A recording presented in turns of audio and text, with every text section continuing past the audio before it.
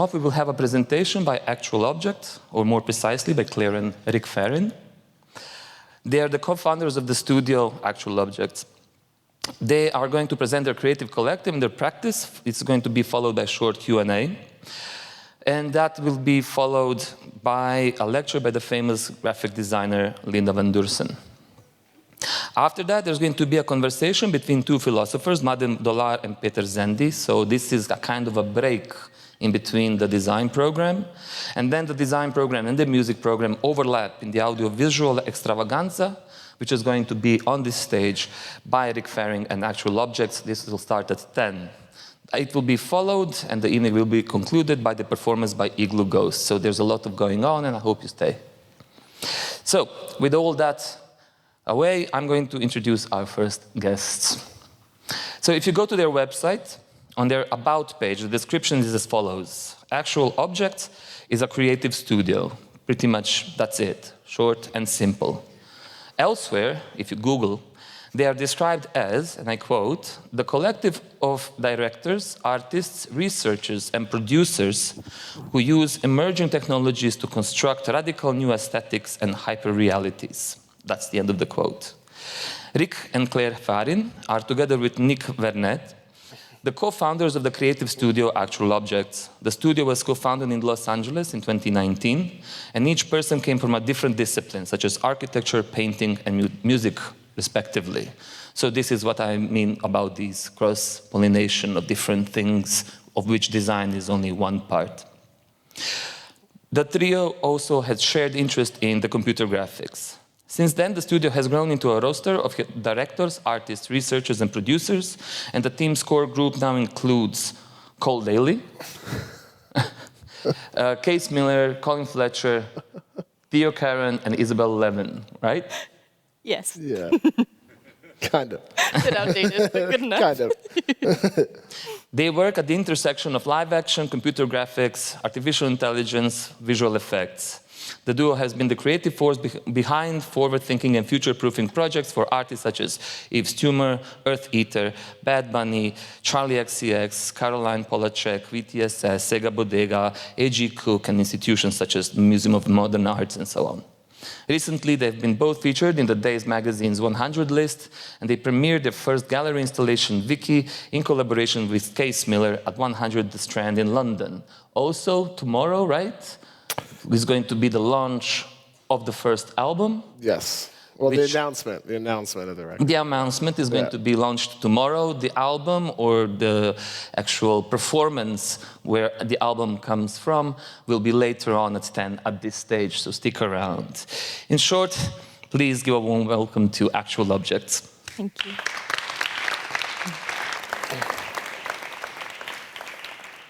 Whoa, look at that. Wow. So, hey everyone, my name is Rick. I'm Claire Farin. We're Actual Objects. So we're just going to give a little bit of a brief history here.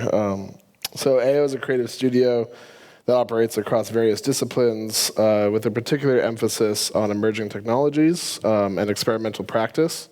We work in both commercial sectors, such as music, fashion, film, TV, live experiences, kind of any sort of content, while also producing our own artworks and films, and if you're sticking around for later tonight, music as well. He already listed off all of our collaborators, so I'm not going to do that. We won't do our collaborators again.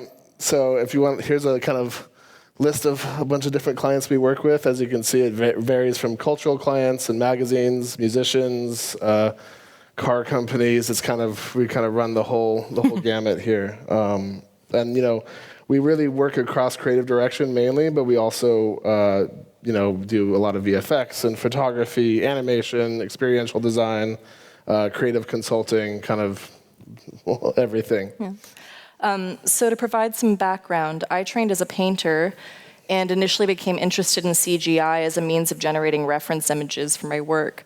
I found sourcing references tiresome and tedious and was drawn to the ease and limitless possibilities that CG offered. And I was also intrigued by the intersection of emerging technology with one of humanity's oldest forms of expression.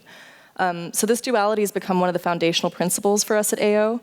While we're best known for our tech-forward practices, we also incorporate traditional media with references to art history and film. And then for me, before we started AO, I was primarily an electronic musician. I was training to be an architect.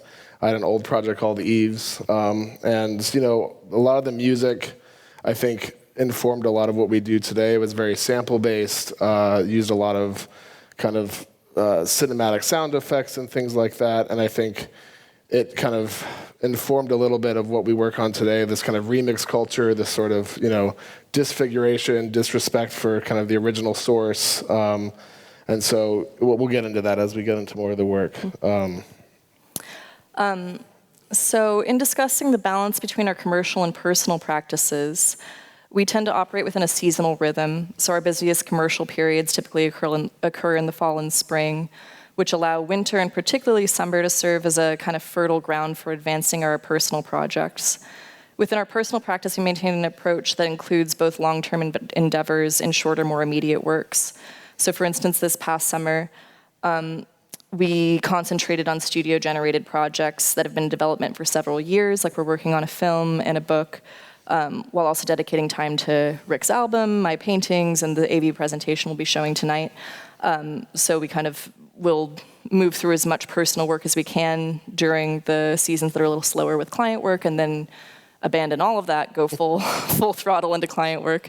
And we find that these two realms, commercial and personal, are not isolated from one another entirely, but engage in a continuous dialogue. Concepts that germinate within our personal work often inform our client projects, while the challenges posed by the commercial work often compel us to expand our technical capabilities, which results in processes that enrich our personal practices. We've discovered that this interplay is really profoundly symbiotic, and one kind of can't exist without the other for us. So yeah, moving into this lecture, we've called it Dead Figures. And you know, it's definitely what we're trying to do is look at some of our past work and kind of the show that we're doing tonight through the lens of what figuration might mean in the context of digital art. I think, you know, the performance tonight involves a lot of faces and people and things like that, and so we wanted to kind of reference our, you know, the work that we've done through this kind of digital human lens. So as artists, we've always been fascinated with figuration. Obviously, Claire was a painter, and you know, I think we are interested in it, in the idea of it in relation to a digital caricature, and how like this idea of exaggeration of the human face can produce sort of a kind of severe emotional response. Where, you know, a lot of our initial work came out of the idea that came from Ed Atkins, who's I don't know if you guys know him, he's a contemporary artist, and he had this idea of dead men with his CG characters, that kind of a CG character was neither alive, it was neither dead, it was kind of this bodiless thing, and so we called this lecture Dead Figures because we're looking at a lot of CG, AI, different kinds of characters. So the uncanny valley is what first attracted us to digital work in the first place, specifically digital people. We find that lurking within the uncanny valley is not only horror, but there's also this palpable beauty. Digital figures evoke a sense of humanity that challenges our perceptions of individuality. I'm sure many of you are likely familiar with the concept, which originates from robotics and artificial intelligence.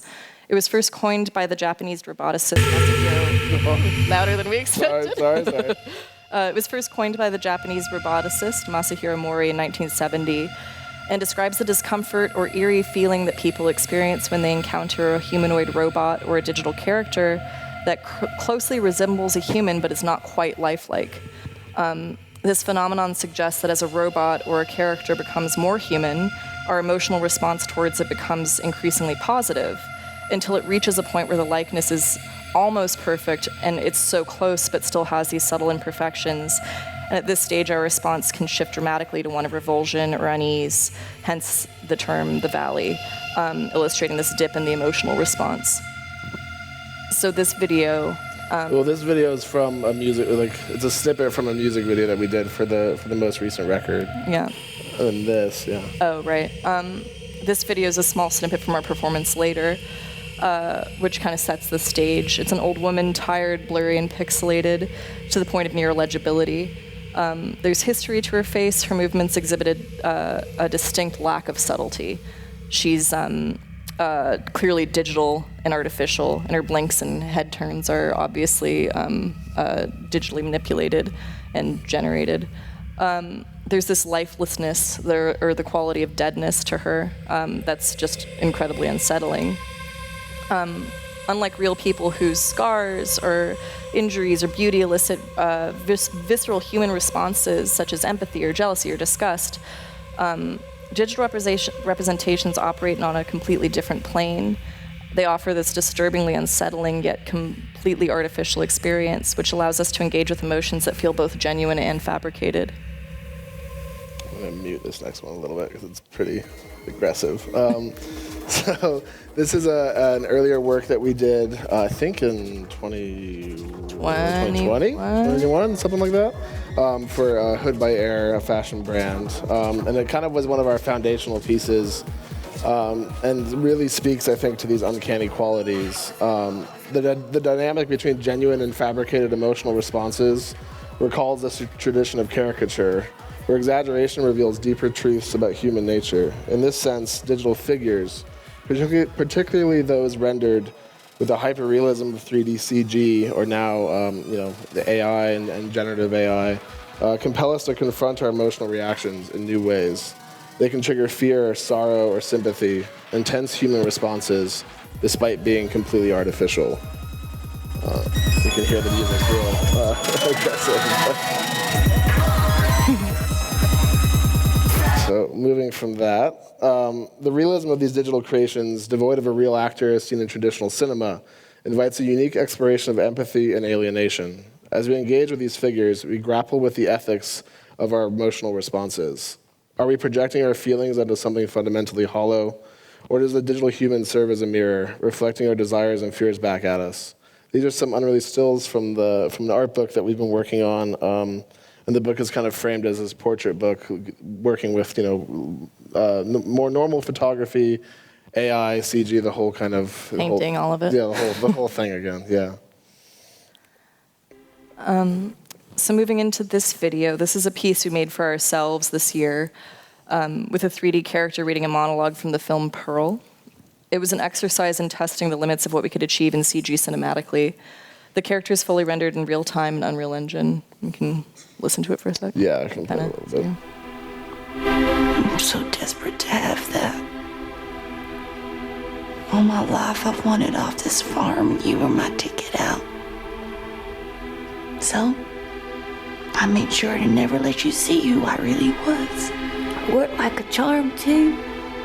Then, when you finally brought me back to your home to meet your family, it was just as I hoped. Life straight out of the pictures. At least that's what it felt like to me. You didn't want it. I can do a little bit. You just wanted to stay here with our farm. So, that I think we're kind of testing what the boundary of what we're currently capable of, as in Rick and I, not Hollywood, the boundary of realism that we're currently capable of kind of reaching. So this idea, you know what, we kind of skipped over it.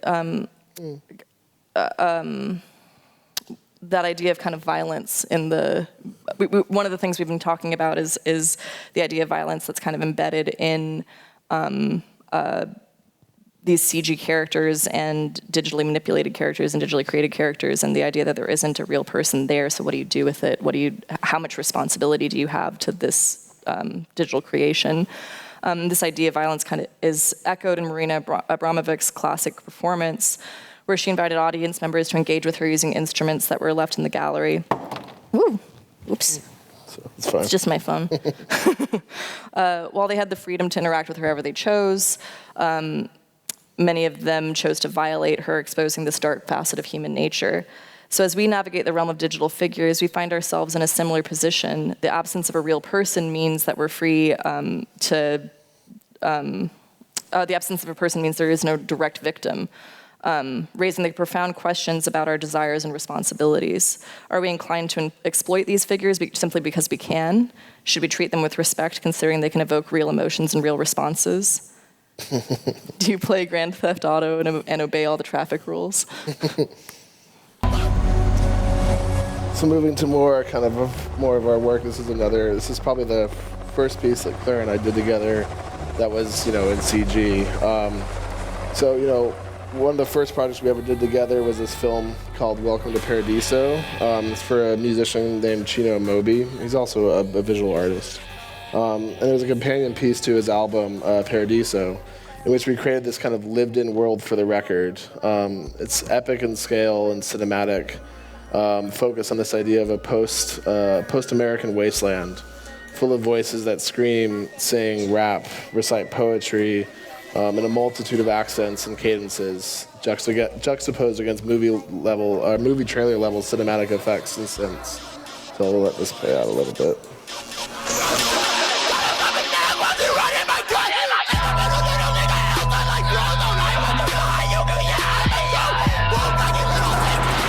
Welcome to Paradiso.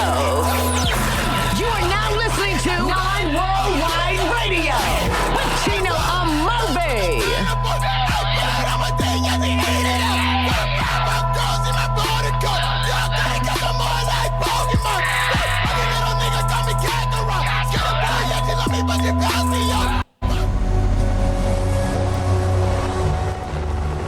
So the next two projects we want to speak about are two fashion campaigns that we did for Marine Serre, and they were, very much initial explorations into these uncanny ideas that we've been talking about. The first being this one titled Radiation, is fully animated, and the other was a hybrid. To us, there's a certain feeling of trappedness in these films, in which the models feel kind of stuck on a loop, almost like a video game. And gaming itself has never been a central core element of our practice. We've never made a video game. We don't do a lot of things that are necessarily super interactive, but I think the kind of themes and ideas present within gaming is something we play with all the time and is super inspiring. As I said, this film's called Radiation, was made fully in Unreal.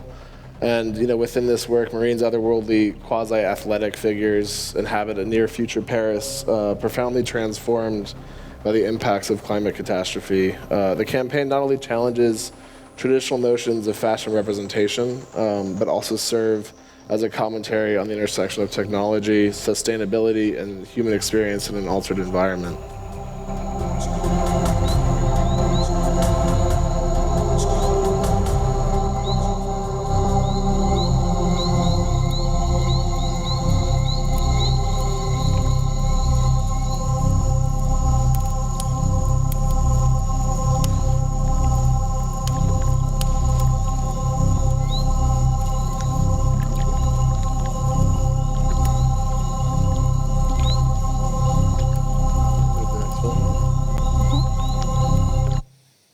So this next film, once again, another campaign for Marine Serre, and it was for the next season, and was kind of our first foray into live action filmmaking.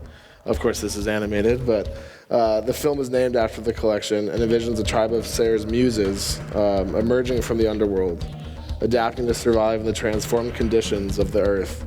Structured in 4 distinct segments, the film chronicles the evolution of four different tribes. The initial 2 segments feature entirely CGI characters, as you can see here, which then transition into live action for the latter 2 parts.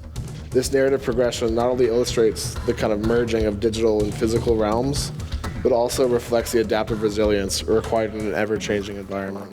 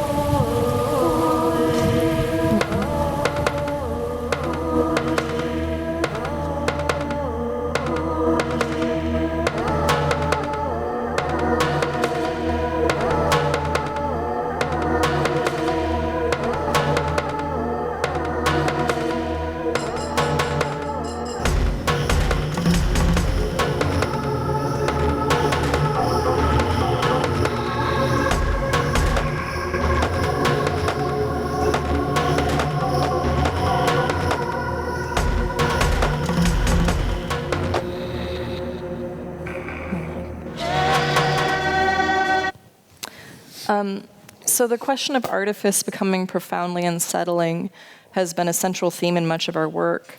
And we've often been surprised by the common reaction from audiences who frequently describe our pieces as scary or frightening or even evil. Yet upon closer examination, there's nothing really explicitly violent or horrific about what we create. Instead, we're profoundly interested in exploring the idea of an artificial figure being too human, delving into the complexities that arise when the digital and human intersect.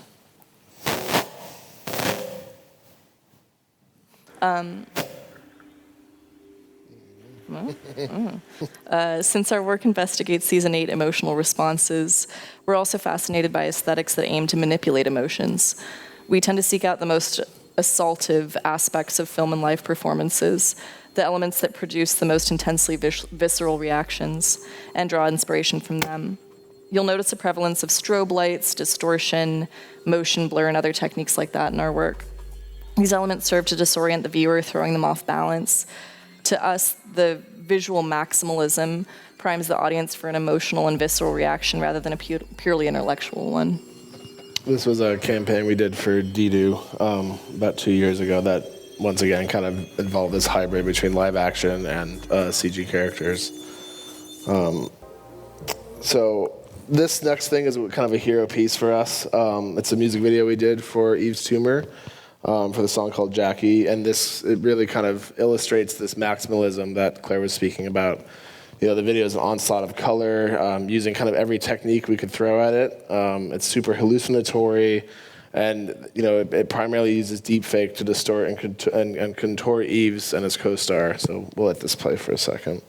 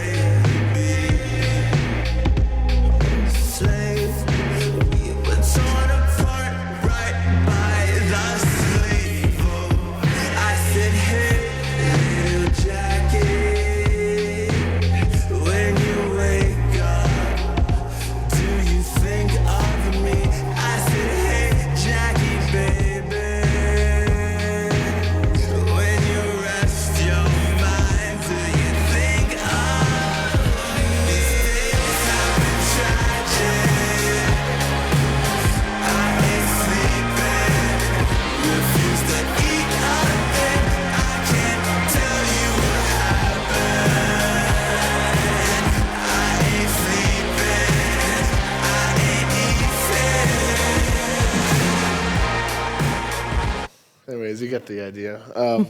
These are some kind of clips from the deepfake process. There's another one. So, you know, there was a lot of back and forth between their two faces throughout the video, and I'm pretty sure it was the first video to ever use deepfake. First music video. Yeah, I'm pretty sure, but yeah. So kind of moving forward, digital characters carry with them a profound ontological crisis, existing as both something and nothing simultaneously. This tension exemplifies this instability behind their creation, the relationship between software and hardware, which was a foundational principle for us when we established actual objects. Borrowing from the work of Liam Young, we sought to understand the actual physicality of digital objects, whether they be a JPEG, MOV, or PDF. These digital objects are, in fact, physical, embedded onto rare earth metals, dug up from the ground, compacted into a hard drive. Thus, the studio's name is somewhat tongue-in-cheek, suggesting that digital objects are actual objects. So moving forward, this hardware-software dynamic is something we've been exploring more abstractly in our recent work. particularly as we incorporate traditional filmmaking tools like live action and photography. These images come from our development process while working with the Berlin studio Sub on Travis Scott's latest album cover. We created hundreds of hybrid CG, photo, and AI composites to build the final image of Travis. This was a deep exploration of digital facial expressions and skin texture, playing with that interstitial zone between something feeling physical but not too physical. And as you can see in the final image, we ultimately steered away from these exaggerated facial expressions as they all just felt a bit too uncanny. The ontological crisis of digital or digitally augmented characters becomes even more interesting when we consider the fleeting nature of their existence, especially as we engage with them. There's a distinct lack of permanence when compared to traditional art forms like painting. We celebrate low resolution and like the idea that the image itself isn't truly the real thing, but a copy of it. The original becomes irrelevant, and what matters are the condition of its existence. Without these conditions, the original is inherently empty, invisible, and stale.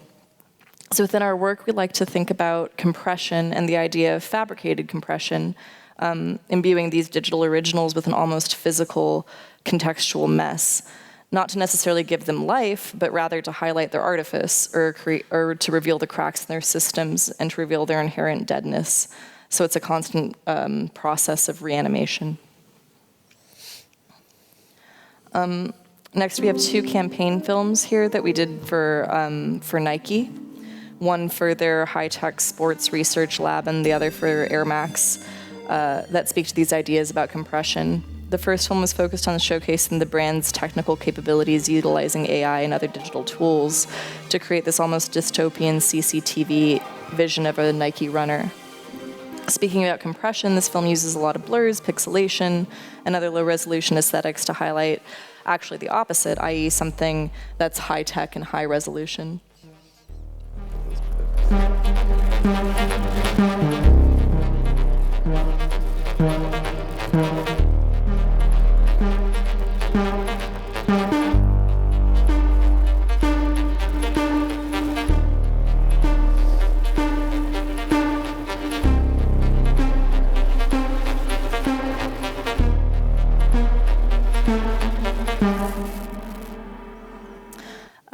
And the second campaign we'd like to show from Nike is called Gen Air. So this film also utilizes low resolution and low quality aesthetics, but instead emphasizes advanced technology. It aims to elicit an emotional, what?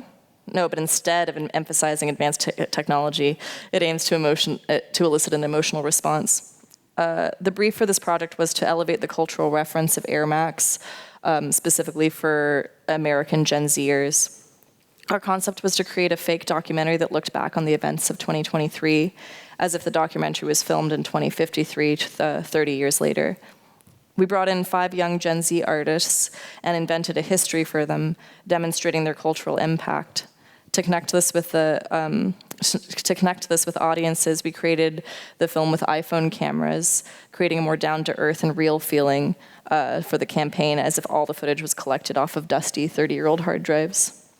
Yeah, and these are interviews with the artists. They've got aged makeup on and everything from technically 30 years later. For me, what connected me to another artist could have been that we played the same stage. But when you see photographs of us, skip ahead a bit. Bet you'll see climax. I want to Inside Flip, we want to try things out. We want to see what feels good. We want to not know. We want to be shocked by the results. I think the kids will figure it out. It's a year of innovation. It's a generation of innovation. Where are the rules? Where's the restriction? Because I didn't see any. It went from me just sitting in like a room making music on my phone to like being placed in like a whole like different world. We move forward in a positive direction. Collectively, we galvanize our spirits. The future. That's the only thing I'm thinking of right now. Do you see what's going on right now? We really need to speed things up. I always want to keep people on their toes. If the world is ugly, because we make it that way. The world can be beautiful if we act that way. Extreme extravagant, colorful, detailed, ornate embroidery and gold and flashy and silver. It honestly really like advanced my. Okay. So kind of going back to CGI, this next project was made for a live stream event for A.G. Cook, featuring an old and severely slowed down version of one of my songs. There's a hooded woman alone on some abandoned island, standing with a rack of speakers and a pair of CDJs. She's idle, exuding a severe sense of melancholy. There's a harrowing scene in Jonathan Glazer's film Under the Skin, where Scarlett Johansson finds a couple on the beach and watches them both violently drown, leaving their baby on the beach alone. We kind of thought of this character as that child 30 years later, still alone on the beach, now blasting bass music out of the ocean. Our woman is just as lost, and we can inject her with memories because we can see them on her.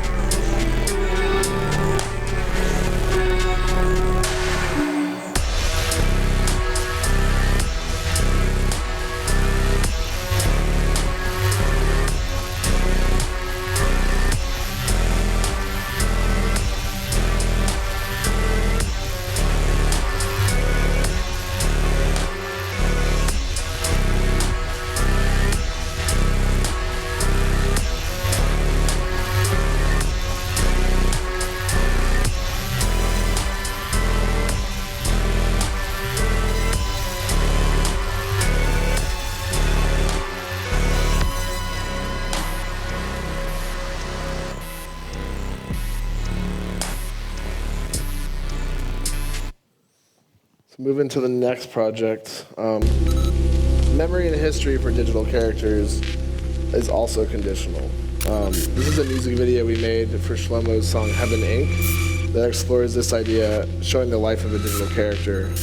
He was born with a permanent corpse face, that's the makeup, which makes him already sort of dead. We follow his life as he grows from a baby, a child, as he falls in love, to his final moments. He runs through a burning forest, which you'll see at the end of the video. Snippets from his life flashing before his eyes, his body strobing back and forth through the different stages. We placed the character in the video deliberately in real-world scenes, like shot with a real camera, juxtaposed against real people, further heightening this uncanny separation. It isn't until the ending, his quote-unquote death, where we find him in a fully digital environment, returning to his arguably true home.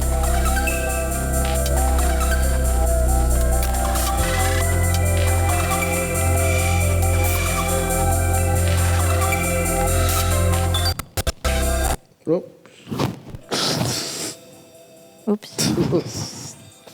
Come on. 1 second. I guess I can't have water. You tried to have water? I tried to put I can give you water. Okay.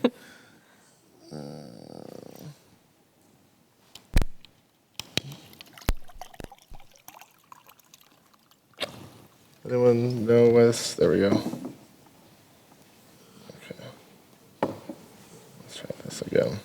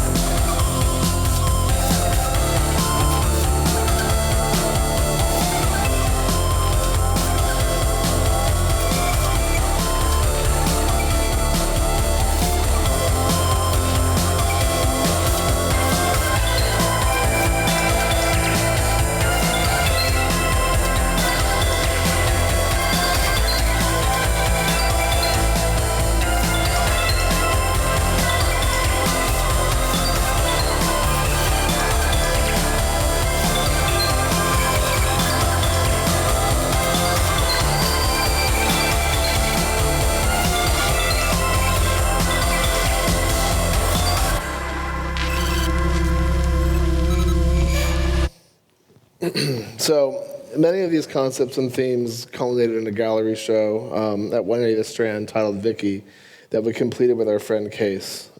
Vicky was an interactive installation that consists of 8 vertical screens, each showing a different character. Audience could walk up to these characters and speak with them. Scanning a QR code, you see the little things next to the screens. Scanning a QR code in which the characters will turn to the camera and deliver a unique monologue. Vicky was an exercise in trying to build narrative while simultaneously letting the characters, be their uncanny selves, revealing their innate emotional and artificial qualities. So we have 3. I don't think we have enough time to play all 3, but I'll just we have 3 clips from this.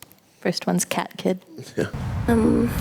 Mostly like watching ghost stories, but not like those fake ones. Real stories. Even better, watching mediums who communicate with people who pass away. They talk to dead people who are going through them.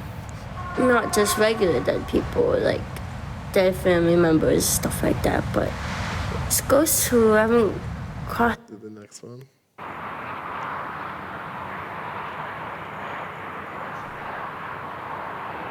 Wait a minute. Wait. Hold on. I'll tell you. 125 billion. 125 billion. It cost us 125 billion. Keep looking at me and I'm gonna curse you. Just keep looking. Wait. How you gonna walk it back? Huh? How's he gonna walk it back?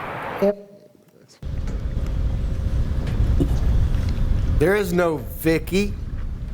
Not in the way you think. If there was, would they still be cramming these things in here? No, they'd pull them out.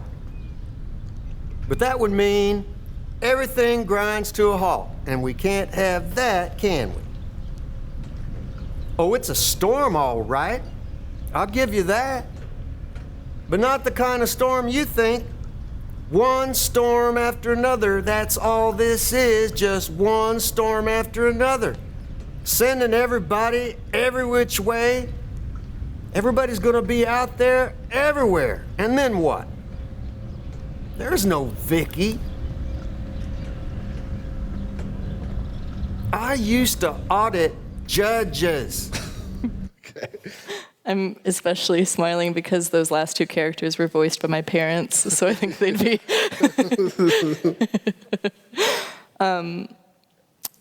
So let's see, the final project we'd like to show is a music video we made for Sega Bodega for his song Set Me Free, which was, like 5 months ago or so? Yeah, a couple months ago.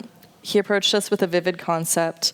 He envisioned himself as a solitary oarsman in a rowboat, adrift in a tumultuous sea, caught in the throes of a violent storm. This song's part of an album that delves into the exploration of dreamscapes, so he wanted it to be extra dreamy.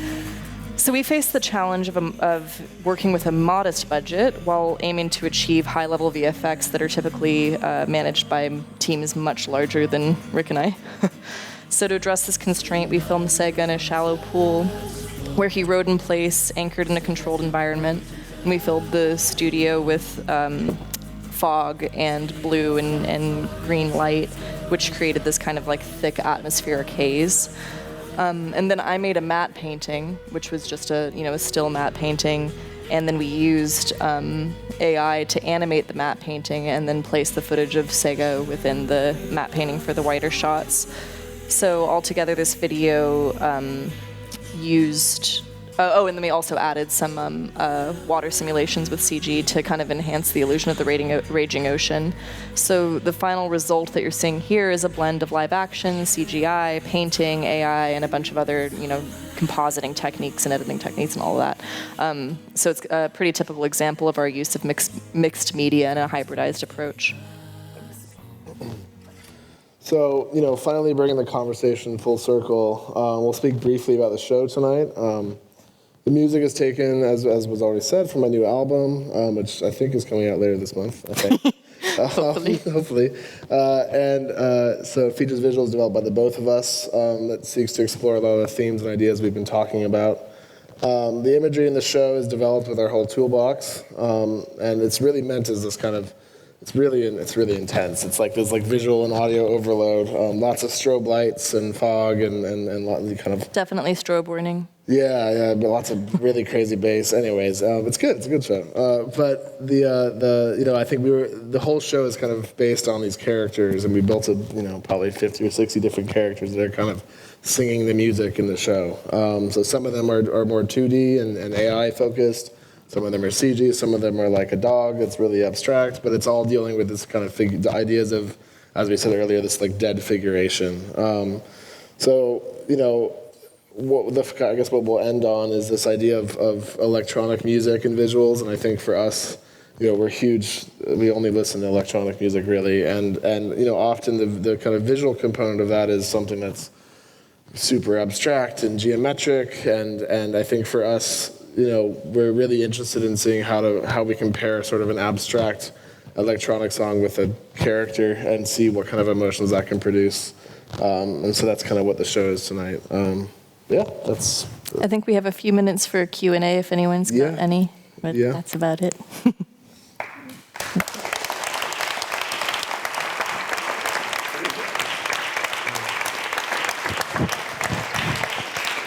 Thank you very much. And I'm very much looking to see what you've made for tonight. So if anybody has any questions, now's the time. Well, I'll give you a minute to think about it. Okay. Hi, great presentation, thank you. So I'm interested in how did you actually get in touch with this industry and manage to get to work on actual stuff that brings in money? So we were super fortunate. I think there are many ways in, and we were lucky in that because Rick had been trying to become an electronic musician for how many years? 5 or 6, all through college and everything. He developed kind of a network within the electronic music. So he was already a community, but he was already friends with Chino Amobi, for instance. And so when we first started making our CGI work, which was just for ourselves, all of Rick's music friends started saying, "Hey, could you make me a video?" What, that kind of thing. And I did it for free. And so I was helping back then, but I was also teaching teaching high school, and so Rick used to ask me how he wanted me to credit him, and I said, "Nah, don't worry about it, I don't need credit." And then once things started kind of taking off, I was like, "Uh-oh, better get some." We had to start a company. Yeah. But anyway, once we started making those music videos, which was all for free, we actually ended up splitting ways with our original partner that we founded the company with, Nick.